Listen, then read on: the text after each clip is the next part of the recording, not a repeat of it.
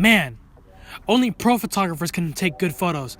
I can't take good photos like them for crap. Well, let me tell you with some language. Ready? Bull crap.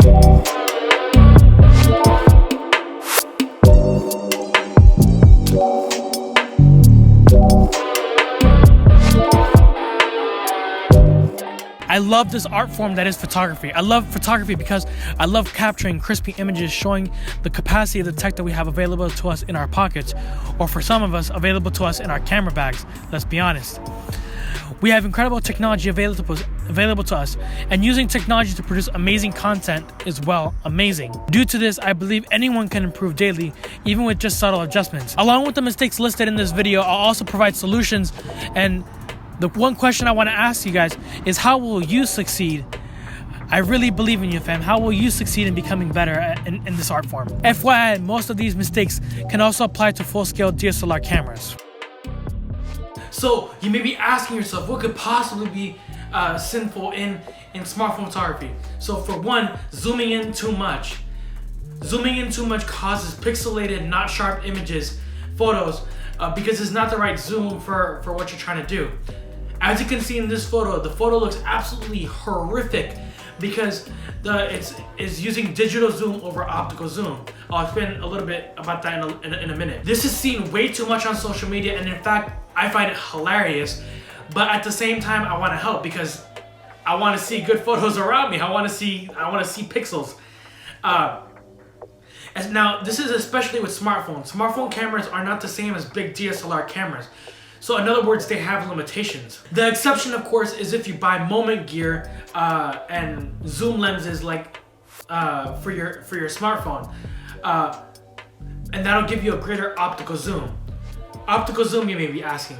Now, I'm not gonna get into this video. This could probably be a whole separate video on its own. But there's a big difference between optical zoom and digital zoom. Now, optical zoom is much better, and it's designed to zoom. It's using the elements of the lens. Digital zoom is much worse. Depending on what phone you have, you may have 2x telephoto zoom, which is good for zooming 2x, and that's only with good light. So what's the solution? Do your best to get up and move closer to the subject.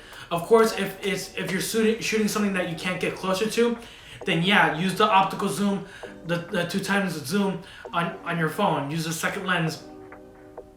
The exception is optical zoom, which I just covered, which I just covered it. So of course, give it a shot. Yeah, pun intended. So how will you improve? You could take better pics. I believe in you, fam.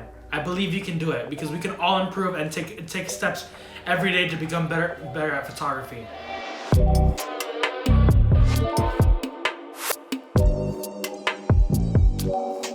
Next comes this, overusing portrait mode. Oh my God, this is so overused. There's so much more to photography than software-enabled or real blur effects. Don't get me wrong, I absolutely love bokeh blur portrait mode effects. Yes, it looks good when it works perfectly, but there are other methods to good photos. For example, there's symmetry, when appropriate, and color contrast can work wonders with no bokeh like this photo. As you can see in this photo looks amazing, and there's no portrait mode effect. There's no bokeh blur effect. If you do use portrait mode, which I don't blame you. I love using portrait mode too. Along with portrait mode, reviewing and reshooting poor portrait mode shots. There are times when portrait mode screws up and the cutout isn't that neat. As you can see in this photo, here at first glance, this photo looks absolutely great, but take a closer look.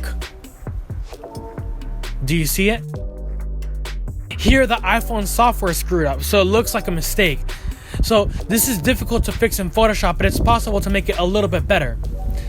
If I would have reviewed and reshot this photo, it would not have been a problem at all. Reviewing and reshooting poor portrait mode shots is a solution to this problem, to this mistake.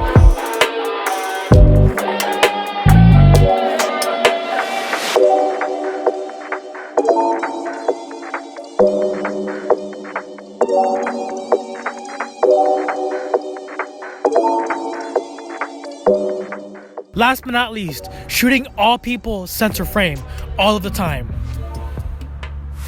Yeah, I went there. People do this way too often. People shoot center frame way too often. When shooting people,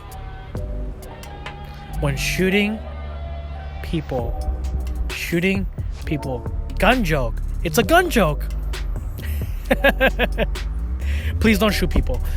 Okay, now seriously, when shooting people, it's not always appropriate to place them center frame. This gets boring really quickly because it's done all the time.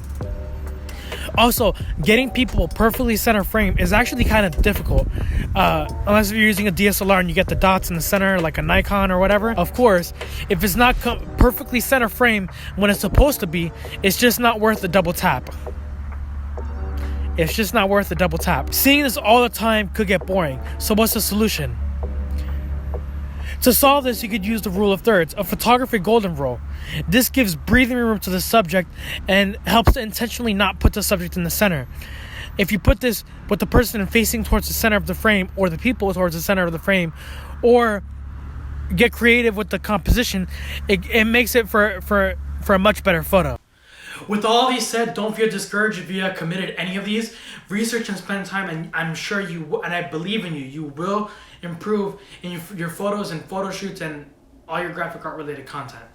Shameless plug, subscribe to this YouTube channel, as here I talk about photography and improving that type of thing. You could do it, fam. I believe in you. We can all improve. Me, myself, I want to improve every day at this craft because I love it. So of course, thanks for watching, guys. This has been AAA Pro. Of course, Happy New Year. It's going to be a great year. And of course, happy birthday to me. As of the day of recording this video, it's my birthday, January 8th. So extra birthday likes in the comments, extra birthday likes and extra comments, please and thank you. I'm kidding. You can do what you want. If you like, you can check out my other videos on my channel that cover this kind of thing. On this tech channel, I cover using smartphones and Mac computers to produce graphic art, including photography and video. So hit that subscribe button, hit the bell, like, comment, share, the whole deal, the whole shebang. Stay tuned. And of course, until the next video, bada bing, bada boom. For the record, I'm done trying to make y'all comfortable. For the record, you ain't trying to grow, then it's done for you. For the record, lab on me going all the way. For the record, ain't trying to link, no time to waste. For the record, for the record.